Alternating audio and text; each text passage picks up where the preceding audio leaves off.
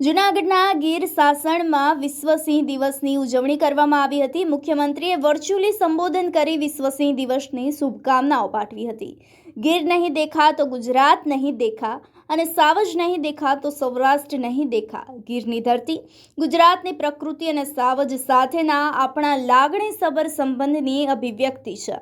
વિશ્વમાં જંગલી એશિયાઈ સિંહોનું એકમાત્ર નિવાસસ્થાન ધરાવતું ગીર ગુજરાતની આગવી ઓળખ અને ગૌરવનું પ્રતીક છે।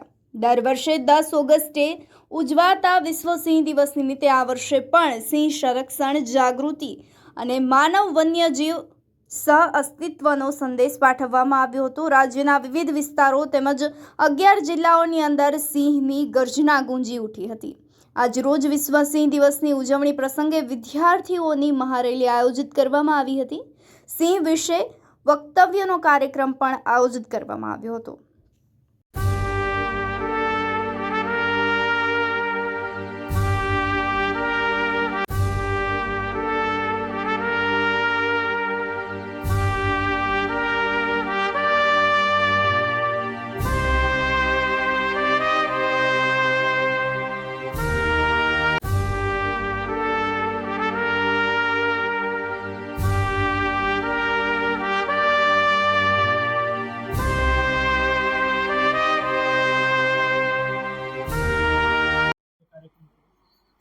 આજરોજ વિશ્વ સિંહ દિવસની ઉજવણીના ભાગરૂપે શાસન ખાતે ભવ્ય ઉજવણીના કાર્યક્રમ ગોઠવવામાં આવ્યો હતો અને એ પ્રોગ્રામમાં એક જે આપણે સ્થાનિક આગેવાન છે, વડીલ છે, મારા તમામ સ્ટાફ છે અને આસપાસની શાળાઓના જે નાના ફોટાઓ છે આ બધા એને હાજર થયા હતા અને આ પ્રોગ્રામમાં પહેલાં ભવ્ય રેલીનું આયોજન થયું હતું અને રેલી પછી આપણે સિંહ સંવર્ધન માટે જે પ્રતિજ્ઞા છે એ પણ લેવામાં આવેલ હતી અને જે સ્ટુડન્ટ્સ છે એને દ્વારા સારું વક્તવ્ય આપવામાં આવ્યું હતું અને પછી છેલ્લે આપણે બધાએ સિંહ સંવર્ધનના વિષય આપણે કામગીરી કરવાની છે એ સંકલ્પ લઈને આપણે બધી આ કાર્યક્રમ જે છે આ પૂર્ણ કરવામાં આવ્યા હતા।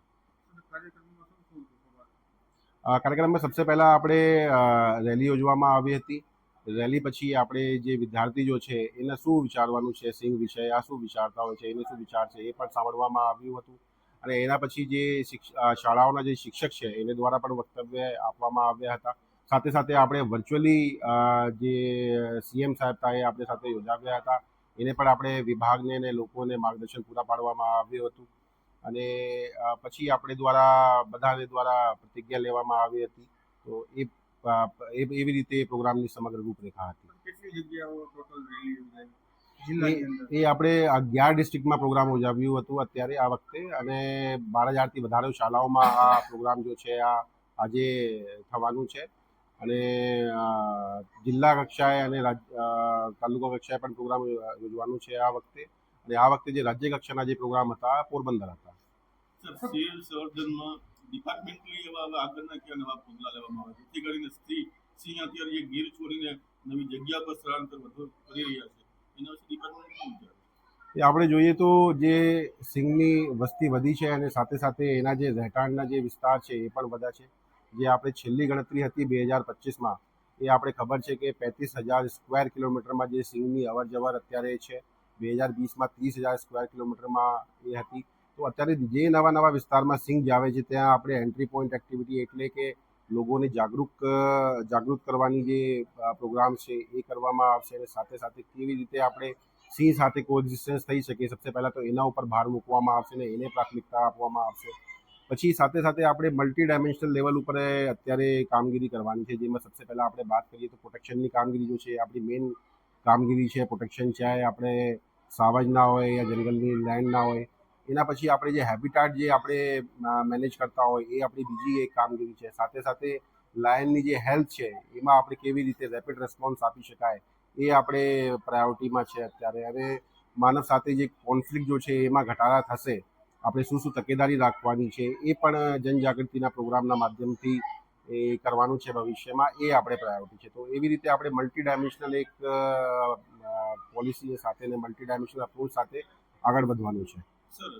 દેશ અને દુનિયાભરના સૌ સિંહ પ્રેમીઓ અને પ્રકૃતિ પ્રેમીઓને વિશ્વ સિંહ દિવસની ખૂબ ખૂબ શુભેચ્છાઓ પાઠવું। આપણા રાષ્ટ્ર ગૌરવ સમાન તિરંગાની આન બાન અને શાન ઉજાગર કરતી તિરંગા યાત્રાઓ શરૂ થઈ ગઈ.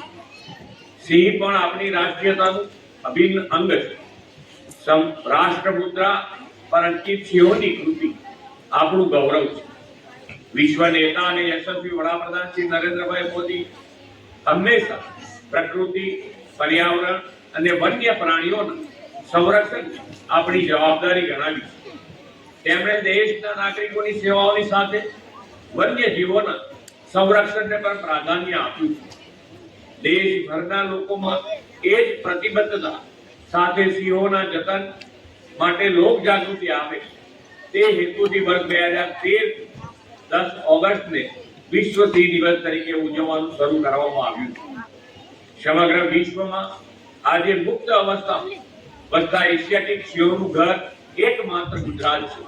આપણા સાવજ આજે દેશની અસ્મિતાનું વૈશ્વિક પ્રતીક બન્યા છે. આ આપણા માટે ગૌરવની વાત તો છે જ,